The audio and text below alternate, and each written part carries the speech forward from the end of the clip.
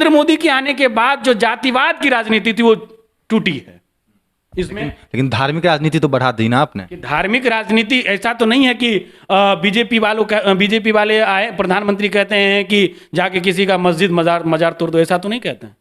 अब आप किसी दलित बस्ती में चले जाइए और एक सवर्ण बस्ती में जाइए, साफ तौर पर नजर आता है क्या है अंतर। सहनी समाज का पार्टी लेके चल दिए मुकेश सहनी और अपने आप को बड़े तिस्मार खान समझने लगे, औकात पता चल गई। अभी हमारे साथ मौजूद हैं गुंजन जी, समाजसेवी हैं, युवाओं के बीच चर्चित हैं। बिहार में भाजपा का अपना पक्ष है, राजद का अपना पक्ष है, जदयू का अपना पक्ष है, लेकिन हम लोग इससे इतर जानना चाहते हैं कि ये एक आम आदमी क्या सोचता है, क्या पक्ष है एक आम आदमी का जाति जनगणना को लेकर। देश में जो जातिगत जनगणना की बात करने वाले लोग हैं वो केवल और केवल ओबीसी वर्ग के जो नेता हैं, जो क्षत्रिय राजनीतिक संगठन बनाकर राजनीति करने वाले लोग हैं। उनको अपने जात से कोई मतलब नहीं है, क्योंकि वो अपने जात के वोटों को अपने पक्ष में डालने के लिए उनको भड़काने का काम करते हैं। समाज में उनको उस समाज के लिए हो या समाज का मतलब क्या होता है कि अगर किसी समाज में यादवों की जनसंख्या 90% हो जाए और 10% में सवर्ण हो, दलित हो, महादलित हो, तो क्या वो समाज एक एकत्रित के रूप में काम कर रहा है? लेकिन जब उसी समाज में 90% यादवों के लिए सीट आरक्षित हो जाए, जिस प्रकार की ये जनगणना में ये इसी के लिए जनगणना हो रही है, और जब वो 90% सीट यादव भाइयों के लिए आरक्षित हो जाए तो वो 10% वाले कल क्या सोचेंगे कि साला उसका 90% जनसंख्या था, 90 जनसंख्या था तो उसका 90 को सीट हो गया और 10 में हम बात मांगे तो हम भी अपना जनसंख्या बढ़ाएंगे। नरेंद्र मोदी के आने के बाद जो जातिवाद की राजनीति थी वो टूटी है इसमें। लेकिन धार्मिक राजनीति तो बढ़ा दी ना आपने। कि धार्मिक राजनीति ऐसा तो नहीं है कि बीजेपी वाले आए प्रधानमंत्री कहते हैं कि जाके किसी का मस्जिद मजार तोड़ दो, ऐसा तो नहीं कहते हैं। लेकिन आरोप तो लगातार लगता रहा है कि बीजेपी वालों ने जो धार्मिक राजनीति की है, मस्जिद भी तोड़ने का काम किया है, राम मंदिर उस पर बनाने का काम किया। आरोप तो ये लगते रहे हैं बीजेपी पर। उस विषय पे बाद में जाएंगे, पहले हम जातिगत जनगणना पे बात कर रहे थे, उस विषय पे भी मैं आपको जवाब दूंगा। तो समाज में अगर अस्थिरता पैदा करना है, समाज में जातीय उन्माद फैलाना है और समाज को विखंडित करना है तो जातिगत जनगणना करवाइए। उनका पक्ष है कि जितनी आबादी है, जितनी उनकी जनसंख्या है, उनको उतना ही आरक्षण भी मिलना चाहिए। और अगर मान लीजिए कोई जाति है जो 50% है, हालांकि है नहीं लेकिन एक उदाहरण के तौर पर अगर कोई जाति है जो 50% है तो उनके प्रतिनिधि जो हैं वो भी 50% के लायक ही हों। ऐसा नहीं कि ब्राह्मण जो है 17% होते हुए 70% प्रतिनिधित्व कर रहा है, तो ऐसा नहीं होना चाहिए। उनका कहना है कि जितनी आबादी है उसके हिसाब से आरक्षण भी मिले, उनके प्रतिनिधित्वकर्ता भी उतने ही प्रतिशत में हो। मैं एक बात मैं इन नेताओं से पूछना चाहता हूं जो जातिगत जनगणना की बात करते हैं, ये लोग ये बात क्यों नहीं करते हैं कि जिसकी जितनी शिक्षा उसकी उतनी हिस्सेदारी? आप अपने समाज को जाति के आधार पर उसको आरक्षण दिलवा दीजिए, उसको हिस्सेदारी दिलवा दीजिए। ये कौन सी बहादुरी की बात है? आज 70 साल भारत की आजादी के बाद भी हम हिस्सेदारी की बात कर रहे हैं, ये तो मूर्खता की बात है। आप जिसकी आबादी उसकी उतनी हिस्सेदारी की बात कर रहे हैं, तो कल के डेट में सवर्णों की 50% आबादी है, इसको 50% सीट दे दिया गया। मैं सवर्ण हूं इसलिए मैं बात करता हूं। तो जो दूसरे पिछड़े वर्ग वाले लोग हैं उनको लगेगा कि भाई हम तो 30% है, सवर्ण वाले को 50 मिल गया, उसकी 50% जनसंख्या है इसलिए 50% उसको मिल रहा है लाभ, तो हम 30 है, हम भी 50 करेंगे। तो वो जनसंख्या दर में वृद्धि करेंगे कि नहीं करेंगे? वो अपनी आबादी बढ़ाएंगे कि नहीं बढ़ाएंगे? तो जो हमारा उद्देश्य है कि भारत को विकसित देश बनाना, विश्व शक्ति बनाना, वो एक जनसंख्या नियंत्रण की जो बात चल रही है उस पर कहीं ना कहीं एक धक्का लगेगा और समानता बढ़नी शुरू हो जाएगी। आपको लगता है कि जो अभी समाज है, सवर्ण जिस स्तर पर है, क्या एक दलित उस स्तर पर है अभी? देखिए, इसमें दो बातें आ रही हैं। आपका अब निशाना किधर है मैं नहीं कह सकता हूं। आपको क्या लगता है कि सवर्ण सबसे ज्यादा मजबूत है? आपको क्या लगता है देखकर? मुझे तो नहीं लगता है, क्योंकि अब आप किसी दलित बस्ती में चले जाइए और एक सवर्ण बस्ती में जाइए, साफ तौर पर नजर आता है क्या है अंतर। इसके जिम्मेवार कौन है? सवर्ण? इसके जिम्मेवार सवर्ण तो नहीं है ना।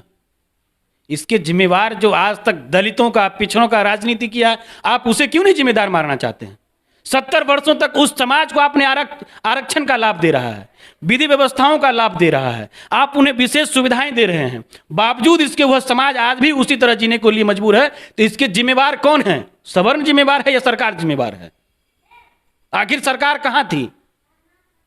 सरकार उनके लिए विशेष व्यवस्थाएं चलाती है ना, अभियान चलाती है। अमन जी, आप तो जब जाते होंगे समाज, जैसे आपने कहा कि किसी दलित बस्ती में जाइए और किसी सवर्ण की बस्ती में जाइए तो आपको अंतर स्पष्ट हो जाएगा। यह अंतर स्पष्ट आज तक क्यों नहीं खत्म कर पाई सरकार? मैं ये जो जातिवाद की राजनीति करने वाले लोग हैं, मैं उनसे ये प्रश्न करना चाहता हूं। बताइए आप, क्या बार बार उस दलित, मैं भी अपने नरहन में, मेरा घर नरहन है और मैं नरहन में भी ये असमानता देखता हूं, लेकिन इसके लिए क्या सवर्ण जिम्मेदार हैं? मैं आपको बात बताता हूं कि नरहन में ऐसे बहुत परिवार थे जिनकी वो आलीशान बंगला था, आज उसके परिवार के लोग ठेला चला के जिंदगी जी रहे हैं। तो इसके लिए हम क्या कहेंगे, उसका माने दलित जिम्मेवार है? बिल्कुल जिम्मेवार नहीं है।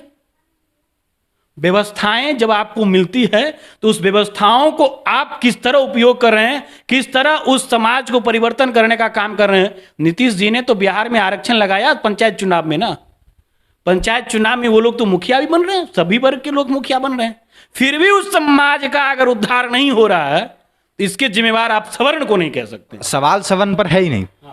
सवाल ये है कि अगर दलित नहीं बढ़ पा रहे हैं आगे, तो अगर जनसंख्या जब आएगी जातीय रूप से कि किस जाति के कितने लोग हैं इस बिहार में, तो निश्चित रूप से बटेगा चीज़, ठीक है, कि भाई दलित इतने हैं, इसमें ये जाति इतना है, पासवान इतना है, चमार इतना है ना, अलग अलग चीज़ें सामने आएंगी। तो फिर प्रतिनिधित्व भी उस तरीके से होगा, उस तरीके से आरक्षण मिलेगा, नौकरियों में भी आरक्षण मिलेगा, तो शायद लोग जो हैं धीरे धीरे ऊपर उठें। वहां पर बात जाकर अटक जाती है ना। नहीं अमन जी, देखिए अभी भी तो आरक्षण मिल रहा है ना लोगों को।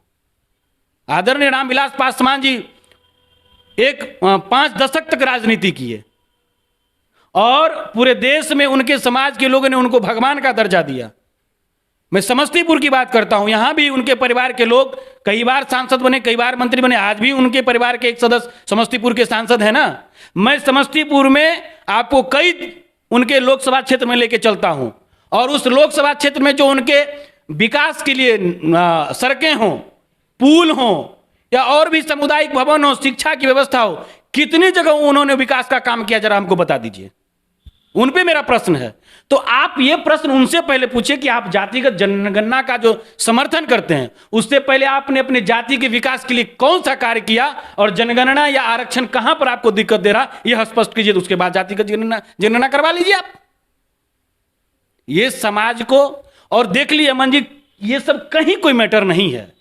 मैटर है कि ये जो राज्य स्तरीय छोटे छोटे दल बनाकर आज जो है ना जाति का जो पार्टी है, अब VIP, ये पार्टी क्या है? सहनी समाज का पार्टी लेके चल दिए मुकेश सहनी और अपने आप को बड़े तिस्मार खान समझने लगे। औकात पता चल गई। रामविलास जी की पार्टी ही जाति की पार्टी थी, बिहार में सिमट के रह गई। जाति की राजनीति गलत है, बिल्कुल गलत है। आप जाति की राजनीति कर रहे हैं कि आप समाज की राजनीति कर रहे हैं? अगर एक आदमी अगर अपनी जाति को लेकर, अपनी जाति के उत्थान को लेकर अगर काम करना चाह रहा है तो इसमें क्या गलत है और क्यों गलत है? मतलब आपको समाज से मतलब नहीं, अपनी जाति से मतलब? बिल्कुल है। अब वो दलित, अगर एक दलित की राजनीति हो रही है तो दलित उसी समाज में है, लेकिन उस समाज को लेकर के वो आगे नहीं बढ़ पा रहा है दलित।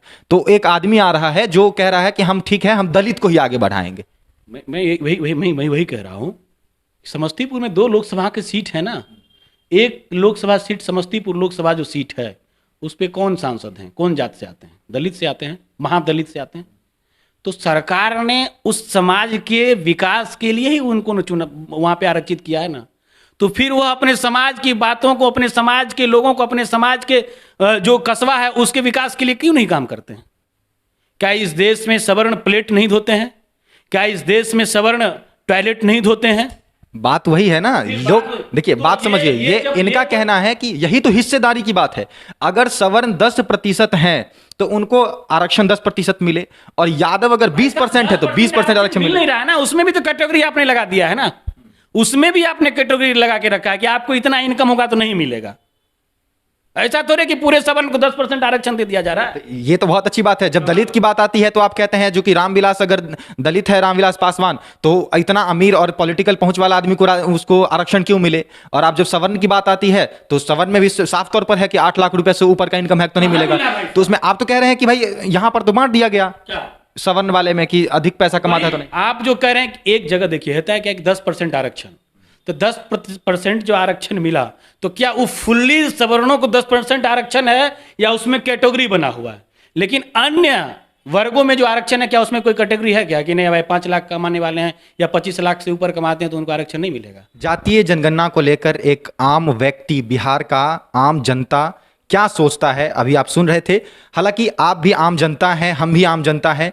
आप भी कमेंट बॉक्स में बताइए कि आप क्या सोचते हैं बिहार में जातीय जनगणना को लेकर। राजनीतिक रूप से अलग अलग दल अपनी अपनी बात रखते हैं, आप भी अपनी बात कमेंट में रखिए और हमारे पेज को फॉलो कर लीजिए, सब्सक्राइब कर लीजिए और शेयर करिए और लोगों तक हमारे पेज को पहुंचाइए।